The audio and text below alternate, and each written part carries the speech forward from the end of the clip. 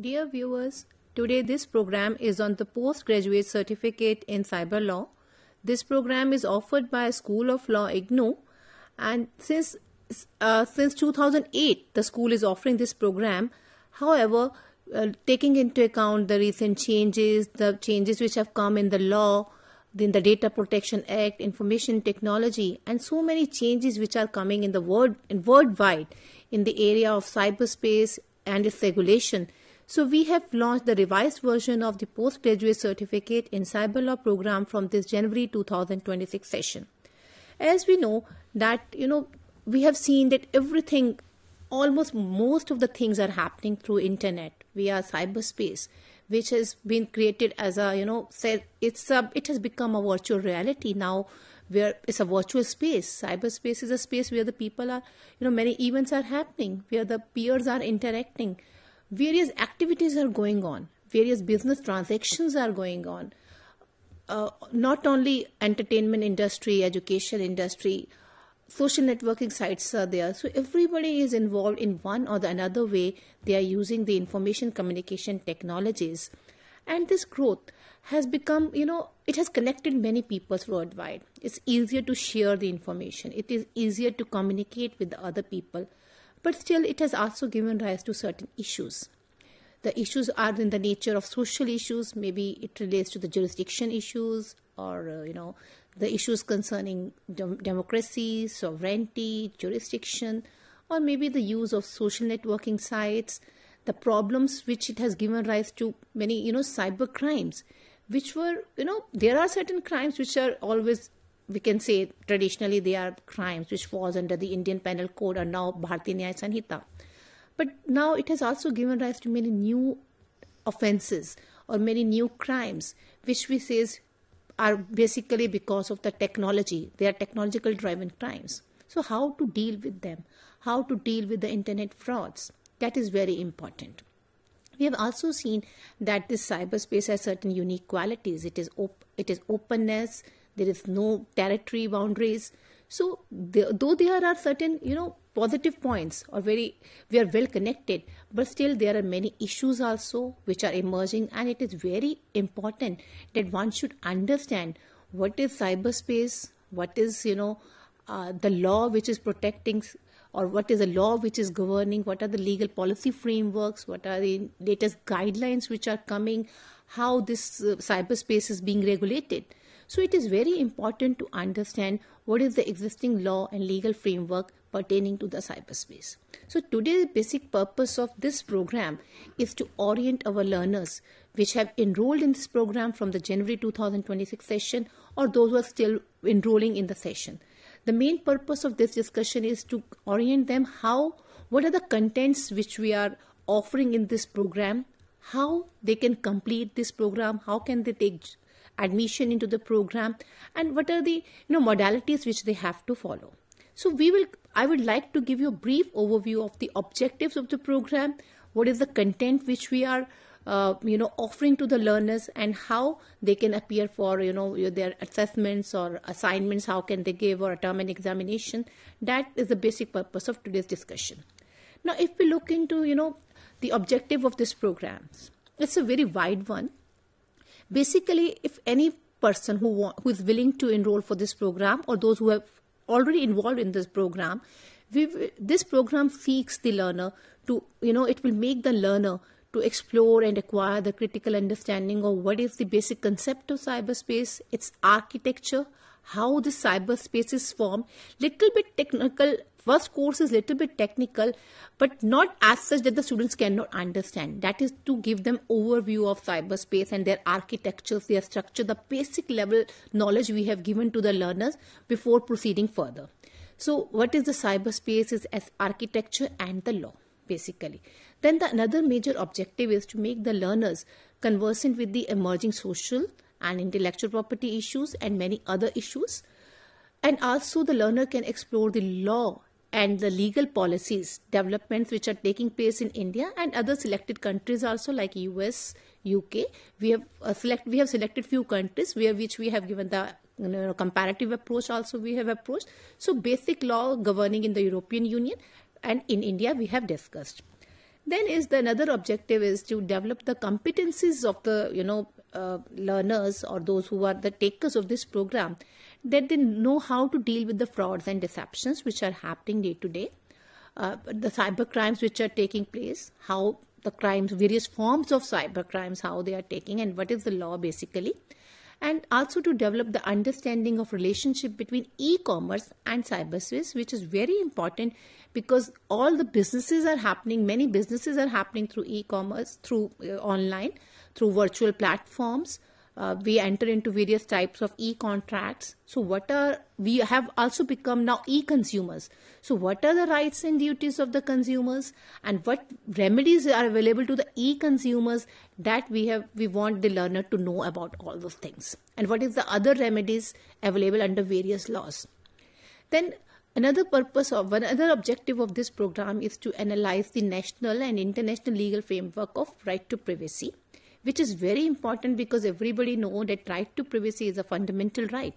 So how this right is protected while we are dealing with the data. So how our data, our information privacy is handled, how our data is protected, how it is secured. So one of the objective of this program is to make the learner know what are the data security laws, and not only laws, but also the technology, how the data is encrypted, and how, what technologies can be used. So that is, again, is not very technical, but the basic provisions or basic guidelines have been given to the learner how the protection or a data can be secured in the digital environment. That if we look into the target group, because the target group of this program is very, varies, because many are e-commerce professionals. Even the students from the law backgrounds can take this program. The students are from the business management, commerce, those who are legal professionals, even the chartered accountants, CAs, engineers. So they are enrolling in this program, and their basic purpose is to enhance their knowledge, and that is where our program stands. It has been revised looking into account all the changes which are emerging in context of cyberspace and legal developments, especially in India and also in other countries. Now, if we look into the category of program, it's a PG program, it's a PG level program, it's a professional we call. Now, as a certificate, wherever certificate is offered by IGNOU, we offer in 2 times in an year. And the duration of the program is minimum 6 months and maximum 2 years. That means if a student is enrolling in this program or has enrolled in the program, he or she can complete the program within the lifespan of 6 months. However, because the students may be working, looking into the pace of the student, given them the flexibility, they can complete this program within the time span of 2 years. That means 6 months is the minimum and 2 years is the maximum period given to the learners to complete this program. The medium of instruction right now is in English, and any student who is graduated in any discipline, as I already said, the target group here is, the heterogeneous. It could be from any area, maybe of humanities, maybe from the science, technology field, from the law background, any discipline. The student who is graduate from any discipline can enroll for this program. And this is also, it's following the new education policy guidelines also. So we have tried to revise this program according to that for a varied group of people or a varied group of learners who wish to enroll this program. So program has been designed accordingly. If we look into the program structure, basically, like I have already informed you about the various objectives that were the basic main objectives of the program. But to how these objectives have been achieved, we want to achieve these objectives by dividing them into the 4 courses. So we have 4 courses in this program, and as per the IGNOU, we allot each course a program code, and also we give them credit for that particular course. Generally, in this program, we have 4 courses, which has been the revised codes have been given, which is MIR 111, 112, 113 and 114. Now the first course, which is relating to 111, is the cyberspace technology and social issues. It's a compulsory course. The credit which is assigned to this course is 4. Then the second course is regulation of cyberspace, basically dealing with the law aspects, Information Technology Act and the legal aspects. This is of the 6th credit and it's also a compulsory. Then the third course is e-commerce and IPR issues in cyberspace, which is very important because how we deal with the daily day-to-day business transactions, e-contracts or taxation issues which come, and the IPR issues or violations of IPR which come, and how we manage this IPR is very important. So the third course deal with this aspect. And then the fourth course, MIR 114, has been designed to discuss privacy and data protection. This is again a very important aspect because recently we have a Digital Data Protection Act which has just recently came into being. So it's a 6 credit course and all these courses are compulsory. What I mean by compulsory is that it's all you have to clear. There is no option that you clear 1, 2 or 3. You have to clear, you have to take admission in all the 4 courses. You have to pass out in all the 4 courses of this program to get your certificate in this program. Then let us go into, what are the contents of the program, basically what we are covering. So as the first course is titled as Cyberspace, Technology and Social Issues. Little bit technology word we have added. Why? Because we want to give you a little bit basic information about the computer, its infrastructure, its architecture. So what we have started this whole course is again then divided into 4 blocks, and the blocks are further divided into certain units. Now first we started with the evolution and growth of information communication technology, how the ICT evolved. Now what is the latest scenario, what are the challenges, current global scenario in this, we have tried to discuss that. Then computing devices, networking concept, because when you are dealing with computer, you should have little bit knowledge of what is the computer hardware, what is the software, what is the distinction between them, what is the application software. So little bit of knowledge is very compulsory when you are doing online transactions, you are dealing daily, you are using computers. So little bit of knowledge of computer or networking concept is essential. So we have tried to discuss, what are the, LAN, WAN, MAN, what we say is local area network, metropolitan area network. What are these concepts?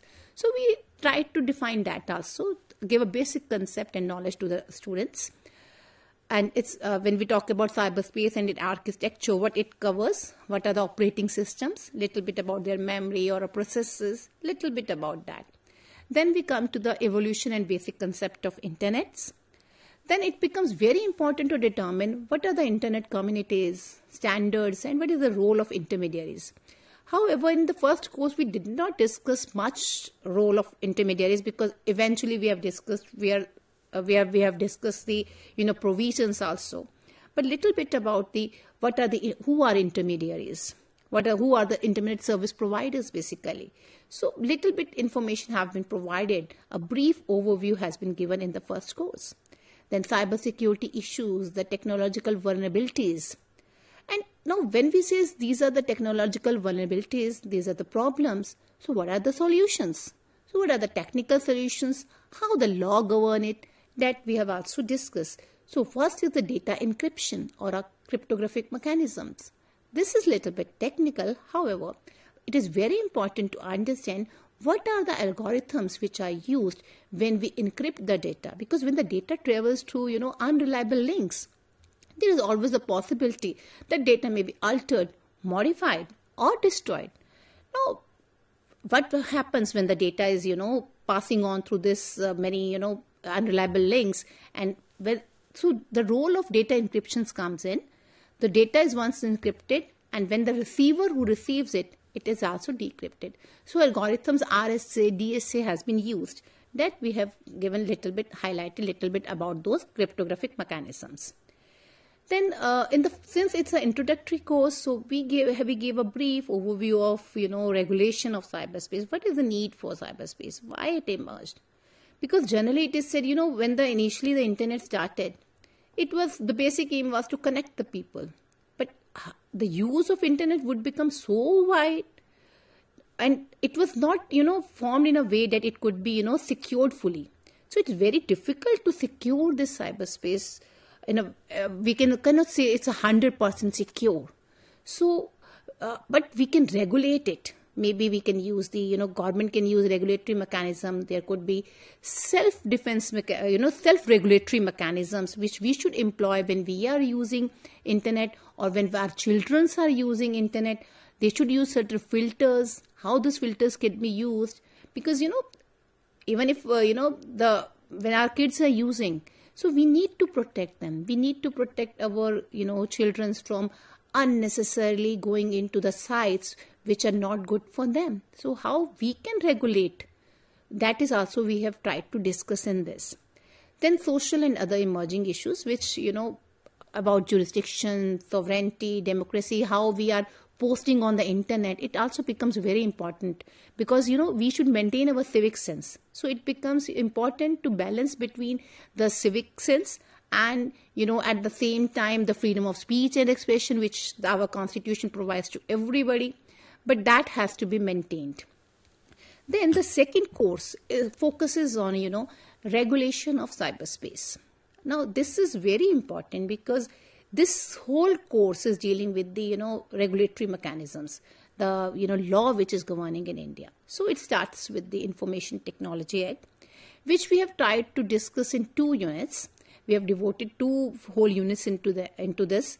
So we are discussing all the features of the Information Technology Act. The first part deals with how it is giving the equivalent approach to the we have discussed the concept of digital signature, electronic signature, how this is functionally equivalent to the handwritten signature, how the online records, e-records have been given legal recognition by the Act. So how this has been recognized, what is the duties of the government, how what is the policy about the retention of the electronic records. So we have tried to discuss in that.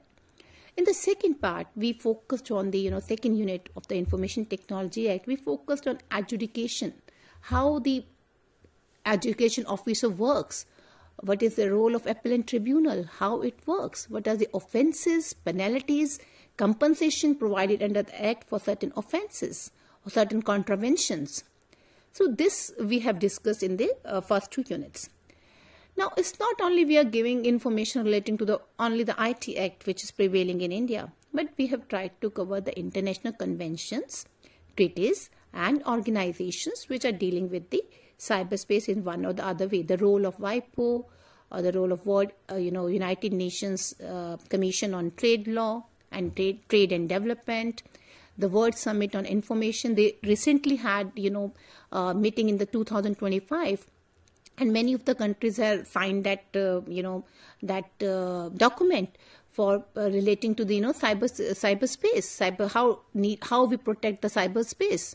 So many countries have been ratified that document. So we have tried to discuss the latest treaties and organizations who are working in this area.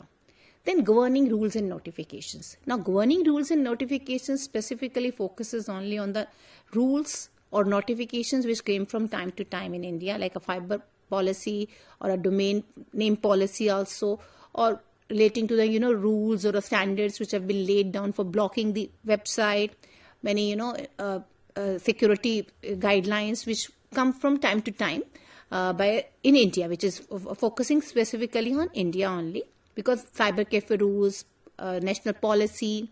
So all these things we have discussed in the governing rules and notifications pertaining to India. Now the major things come. Cybercrime.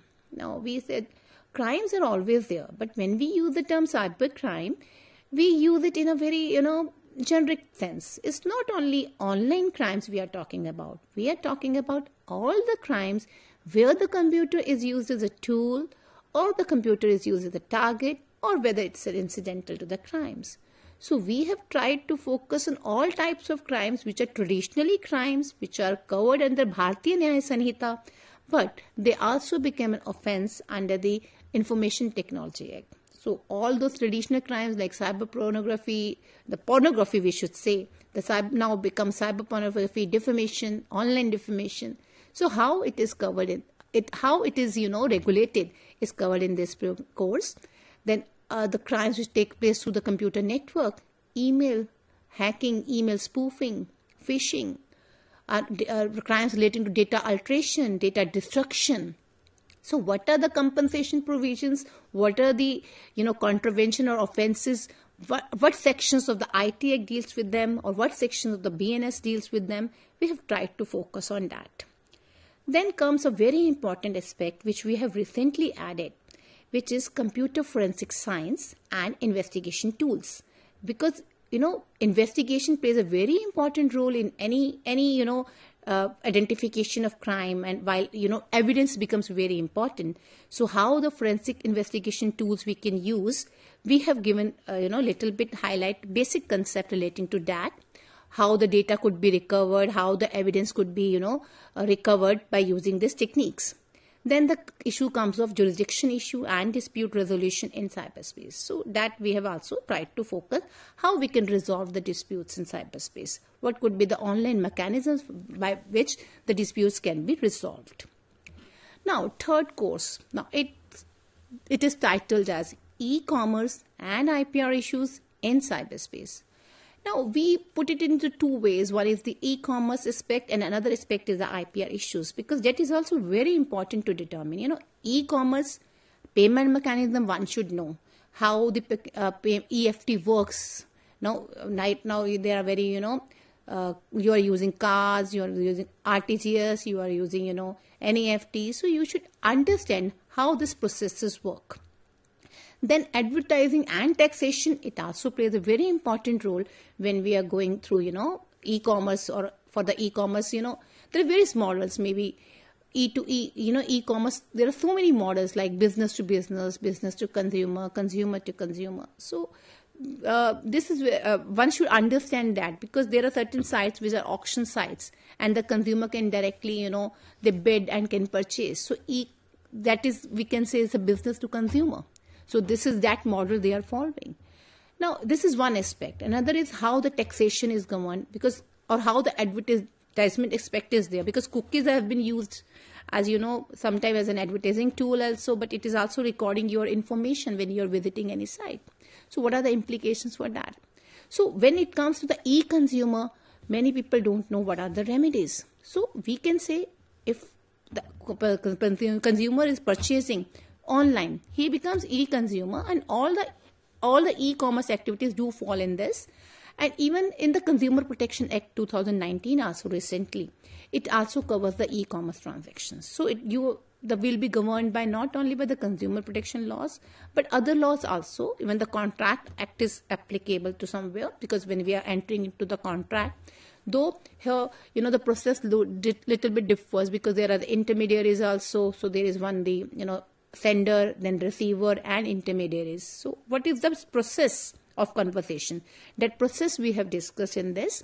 And e-contracts, what is their nature, features, basic, how you enter into the contract. Sometimes we just click something and said it's a click wrap contract, or sometimes we browse, say yes or no, we enter into contract even without going through the contents of that. But we go because we want to access that site. So we generally enter into many types of e-contracts. Then comes the intellectual property issue, because when we are dealing with cyberspace, the people are sharing the information. So there is also the scope for violations. There are copyright violations, there are trademark infringements, there are domain name disputes. So all these sorts of things are coming. So to understanding this type of issues, is very important to understand how the IPR issues challenges are there in the cyberspace and how they are managed. There are things of linking, inlining, framing, or peer-to-peer networking. Though we don't have much time here to discuss all those issues, but they are very important, because you never know, you are visiting one site, but you are getting the content of another site in the same site, and you never know. So sometimes the copyright violations do come there also. So that you need to identify. How the framing becomes, issue of a copyright violation or a violation of intellectual property. So that one person should know. Then how this IPRs could be managed in the cyberspace. The fourth course is basically relating to the privacy and data protection. It is covering the concept of privacy, Then the legal framework, we have tried to give the national legal framework and international also. What is data, how the data could be secured, how the data is protected or regulated.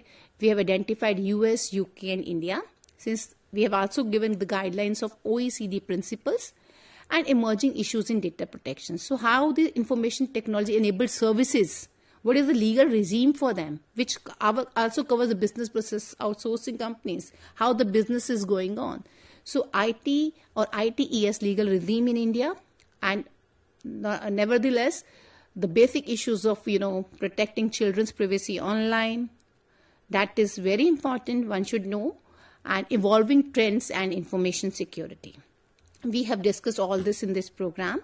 Now to come up with the, how to go about this program. When you have enrolled in this program, it is very important that there are two aspects of completing this program. One is you will be continuously evaluated through assignments, and another is our term and examination.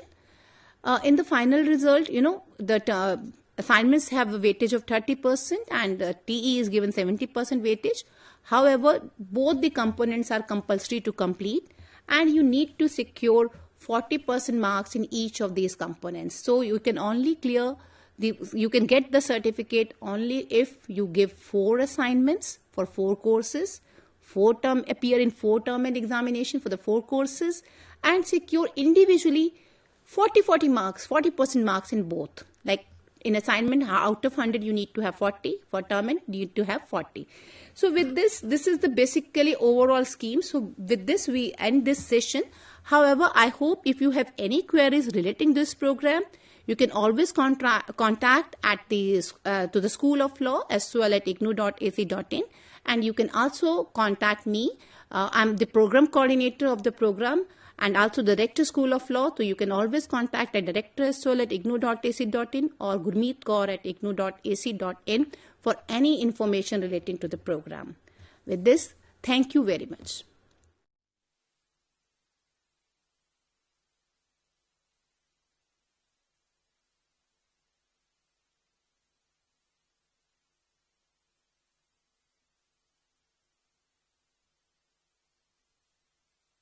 Myself Gina Jameson, and I am coming from Kerala. I have done masters